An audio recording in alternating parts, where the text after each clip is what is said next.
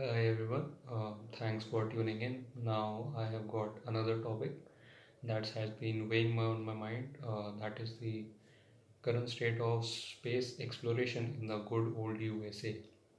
Now we all know that United States has been a powerhouse when it comes to exploring the vastness of space, from moon landings to Mars rovers, and the history is rich with its achievements that have not only pushed the boundaries of science but also captivated the imaginations of everyone around the world. But here's the thing lately. It feels like the enthusiasm for space exploration has been a bit of snag, and it's a bit of concern that I can't really shake off my mind. So, our and everybody's beloved NASA, the driving force behind American space exploration, is facing a bit of challenge. A challenge that stems from gradual loss of public support, and that's, my friend, is disheartening because the exploration of space is not just about discovering what's out there in space, but it's also about pushing the limits of what we as humanity can achieve beyond space. So, what the actual problem is, let's talk about it. Well, one major hurdle that NASA is contending with is the public perception that is swimming is an ocean of money. Money has always been a talk, doesn't matter what, whether it's NASA or military, if it's always going to be a main topic of discussion. Now, in times of economic uncertainty, it's only natural that people scrutinize spending. But it seems that many out there, they are overestimating just how much of the federal budget of NASA is actually using of the government of the USA. I have heard random numbers being thrown around like 25%.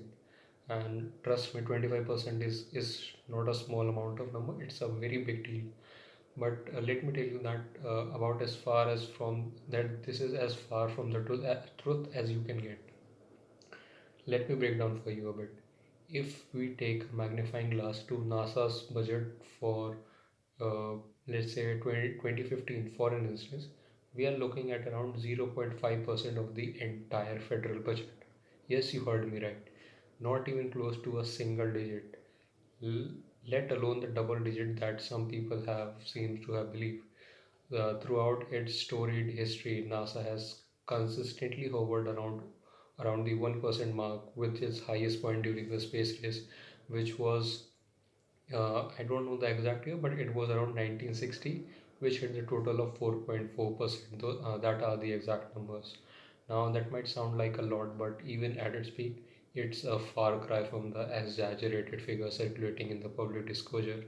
See the difference between 25% and 4.4%, that too in 1960s, and now it's only 0.5%. Now, why does this major misconception persist among people? It's a question worth exploring. Perhaps it's a result of misinformation, or some people lack of awareness about the species specifics of NASA's budget. In a world where economic struggles are real and resources are pretty much stressed, having an open and informed conversation about this is crucial. So here's my call to action. Let's all take a moment to dive into facts, separate fiction from reality, and appreciate the incredible work by NASA in doing the relatively modest budget it has.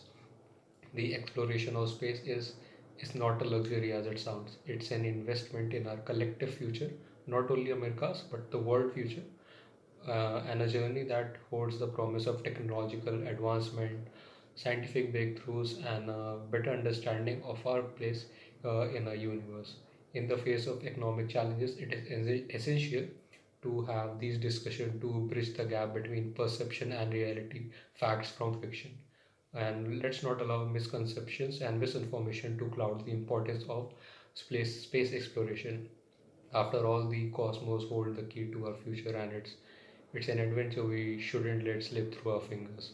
So let's reignite the spark for space, and once captivated the nation together let's appreciate the wonders of the cosmos and recognize the value of supporting endeavors that push the boundaries of human achievement. As we navigate through the various integrities of budget and priorities, let's ensure the dream of exploring the unknown space remains alive and well. Thanks for tuning in. Until next time, and keep it up. Now, my friends, grab your telescopes and buckle up for a mind bending journey through the mesmerizing world of solar systems. We have all grown thinking of these celestial neighborhoods as the organized entities with a central star holding court while planets perform their orbital ballet. But what if I told you that this cosmic choreography gets a bit more complex, especially when the heavyweight planets like Jupiter step onto the stage? You see, our mental picture of a solar system typically involves a star, which is a sun, typically chilling in the middle, and planets, if any, gracefully orbiting in the predictable circles or eclipses. Well, hold on to your space helmet because when you throw massive planets into the mix, the entire performance takes an unexpected turn. Let's delve into this gravitational drama. Gravity, as we all know, is a two-way force, right?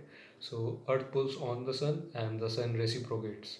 Though we barely feel it due to our planet's puny gravitational effect, and compared to the sun's cosmic dominance over us. But now, picture introducing a planetary heavyweight, as I said earlier, which is Jupiter. Suddenly, it's not just the planet doing the orbital waltz. The star itself joins the dance, influenced by the gravitational forces at the play. In this cosmic ballet of Jupiter and the Sun, they elegantly twirl around a gravitational midpoint in space, a point that extends beyond the Sun's surface. It's like a duet where the star and the planet engage in a celestial dance that goes beyond the conventional notions of a solar system. And here's where it gets a little bit more fascinating. Imagine a solar system with multiple colossal planets, each with its own gravitational pull. Now we are talking about a dance floor with giants like Jupiter throwing Saturn to taking the lead or cresting a symphony of gravitational interaction. And what would be the result of this? The star itself becomes a part of the performance, swaying and pirouetting in a way that define our typical mental image of a seated center star. I hope you understand it. That's the better I could explain. So the next time you find yourself gazing up at the night sky, remember that the universe is a cosmic dance floor and nothing else, and not every solar system follows the same scripted routine like our solar system.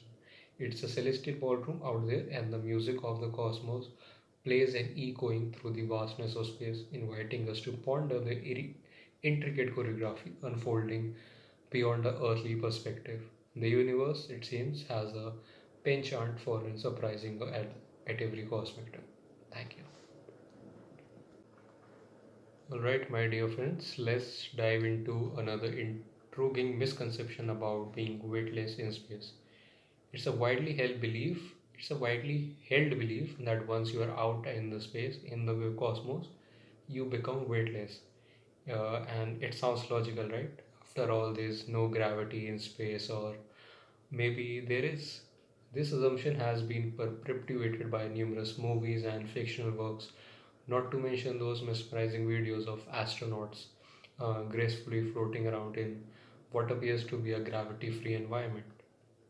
Though the truth, however, is a bit more complex. While it's accurate that astronauts experience a sense of weightlessness in space, it's not a blanket phenomenon across the entire expanse of space. This unique sensation occurs when you find yourself in orbit around a larger celestial body. Picture the International Space Station, the ISS, for instance. It's the epitome of the awe inspiring floating in space imaginary, right? Yet, this weightlessness state is only truly achieved when you are in a perpetual fall under a planet or another significant cosmic entity. Beyond those specific orbits, you're never completely free from the grasp of the gravity. Gravity is omnipresent in space. I think that's the right term. It's always there, exerting its force on you and everything else in this vast space.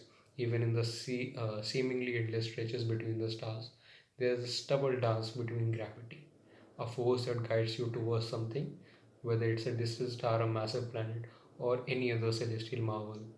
It's quite fascinating, right? Isn't it? The vastness of the space doesn't equate to a gravity free void. Instead, it's a cosmic ballad where gravitational forces Forces shape the movements of celestial bodies, including astronauts who aboard the ISS. Despite the cinematic allure of depicting space as a weightless wonderland, the reality is that gravity is an ever present companion even in the farthest reaches of the universe. So, the next time you find yourself immersed in a space theme movie, take a moment to appreciate the subtle interplay of gravity, reminding yourself that in these grand cosmos, weightless is just carefully choreographed dance with the forces that bind us with the celestial bodies that populate our mysterious universe.